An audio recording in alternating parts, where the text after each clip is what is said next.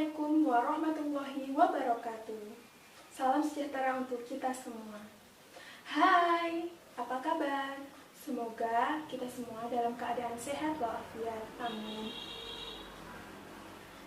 Di era COVID-19 yang mengharuskan kita untuk belajar di rumah saja atau biasa kita sebut dengan sistem pembelajaran daring, tentunya tidak sedikit siswa yang mengalami masalah dalam memahami materi pembelajaran. Oleh karena itu, di sini saya akan membahas mengenai materi biologi dengan tema sistem klasifikasi makhluk hidup. Sebelumnya, perkenalkan, nama saya Amalia Nurul Imamah. Langsung saja kita simak materi sistem klasifikasi makhluk hidup. Sistem klasifikasi makhluk hidup merupakan materi biologi SMA kelas 10. Nah, di sini saya akan membahas mengenai perkembangan sistem klasifikasi makhluk hidup, dilanjutkan dengan tingkatan-tingkatan takson, dan yang terakhir kita akan belajar mengenai kunci determinasi. Langsung saja, mari kita simak penjelasan mengenai perkembangan sistem klasifikasi makhluk hidup.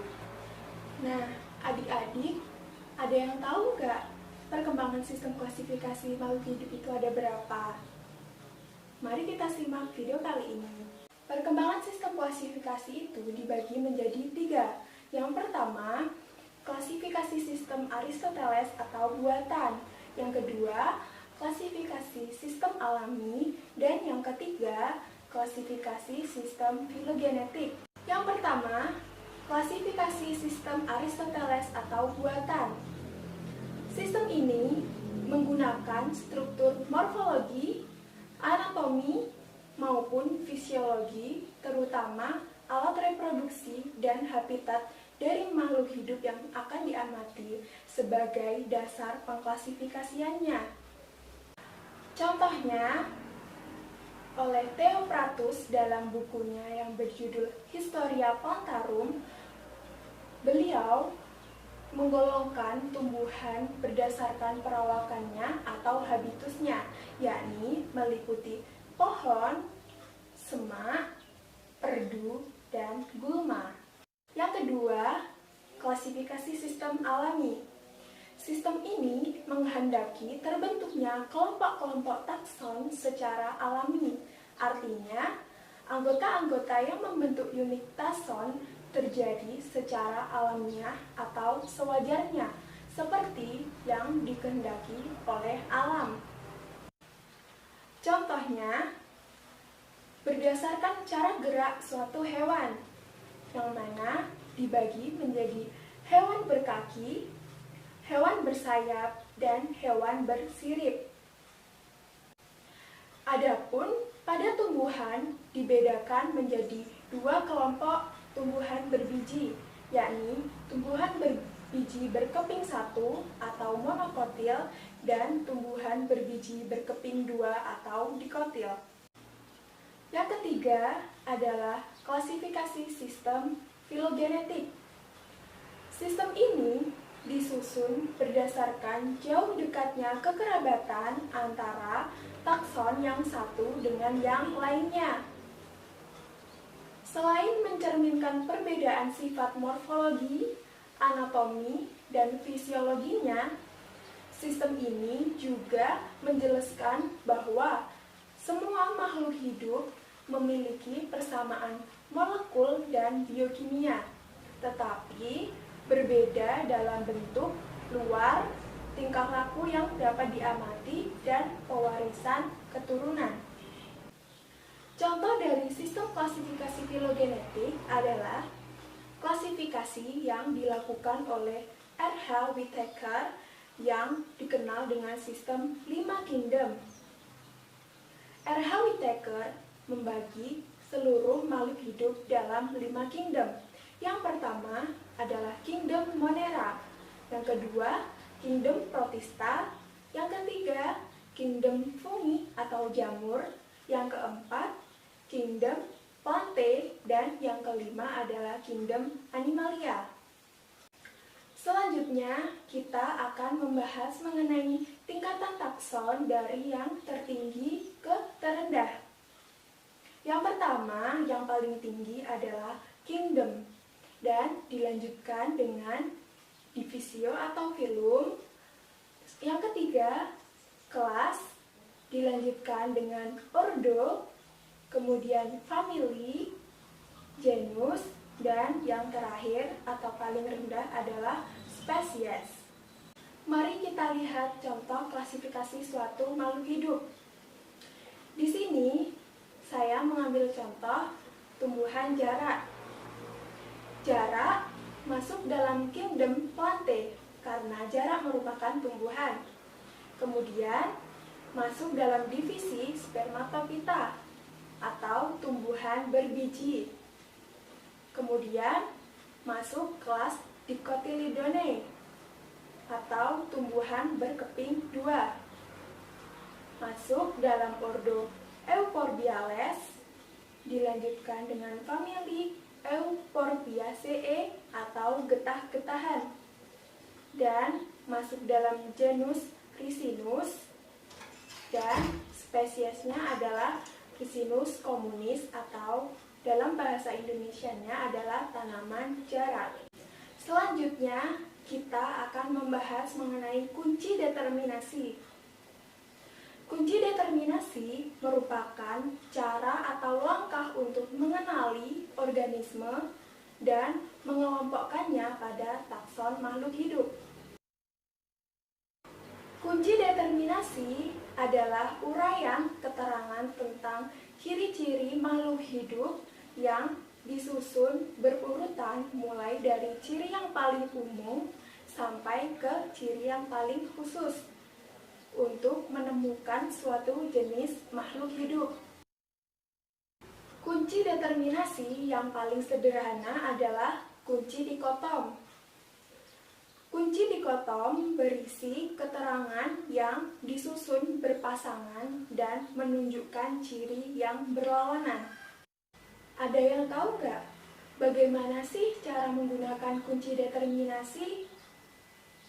Langsung saja kita simak langkah-langkah menggunakan kunci determinasi. Yang pertama, bacalah dengan teliti kunci determinasi mulai dari pemulaan, yaitu pernyataan 1A. Langkah yang kedua, cocokkan ciri-ciri tersebut pada kunci determinasi dengan ciri yang terdapat pada makhluk hidup yang diamati. Langkah yang ketiga, jika ciri-ciri pada kunci tidak sesuai dengan ciri makhluk hidup yang diamati, harus beralih pada pernyataan yang ada di bawahnya dengan nomor yang sesuai. Misalnya, pernyataan 1A tidak sesuai, maka beralihlah ke pernyataan 1B.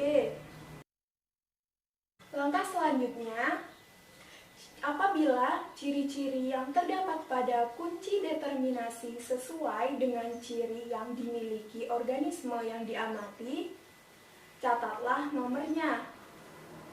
Lanjutkan pembacaan kunci pada nomor yang sesuai dengan nomor yang tertulis di belakang setiap pernyataan pada kunci. Langkah yang kelima, jika salah satu pernyataan ada yang cocok atau sesuai dengan ciri makhluk hidup yang kita amati, alternatif lainnya akan gugur. Sebagai contoh, kunci determinasi memuat pilihan 1A, tumbuhan berupa herba, atau 1B, tumbuhan berkayu. Jika yang dipilih adalah 1A atau tumbuhan berupa herba, maka pilihan yang 1B akan gugur atau tidak kita pilih. Begitu seterusnya sampai diperoleh nama famili, ordo, kelas, dan divisio atau filum dari suatu makhluk hidup yang kita amati. Untuk dapat memudahkan adik-adik semuanya dalam memahami bagaimana cara menggunakan kunci determinasi, Langsung saja kita simak contoh dari kunci determinasi berikut ini. Kita akan mencari kunci determinasi buaya. Perhatikan, di sini ada beberapa pernyataan. Langsung saja perhatikan pernyataan 1A, yakni homoeotherm, dan 1B, poikilotherm. Buaya merupakan hewan poikilotherm, artinya suhu tubuh buaya dipengaruhi oleh lingkungan. Selanjutnya, perhatikan angka yang terdapat di dalam kurung, yakni angka 2. Artinya, mari kita lanjut ke pernyataan yang nomor 2. Pada pernyataan 2A berbunyi hidup di darat, dan pernyataan 2B hidup di darat dan di air. Kita tahu bahwa buaya merupakan hewan yang hidupnya di dua alam, yakni di darat dan di air, atau sering juga disebut dengan hewan amfibi. Sehingga pernyataan nomor 2B sesuai dengan ciri buaya.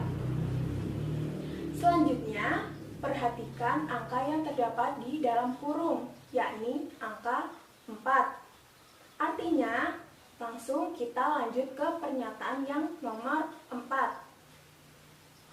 4A bertuliskan ovipar dan 4B vivipar. Ovipar artinya bertelur dan vivipar artinya melahirkan. Buaya merupakan hewan yang berkembang biak dengan cara bertelur, sehingga pernyataan nomor 4A sesuai dengan ciri buaya. Kemudian, di dalam kurung terdapat angka 6. Artinya, kita lanjut ke pernyataan yang nomor 6. 6A bertuliskan alat gerak sirip. 6B bertuliskan alat gerak bukan sirip. Buaya bergerak menggunakan kaki. Artinya buaya alat geraknya bukan sirip.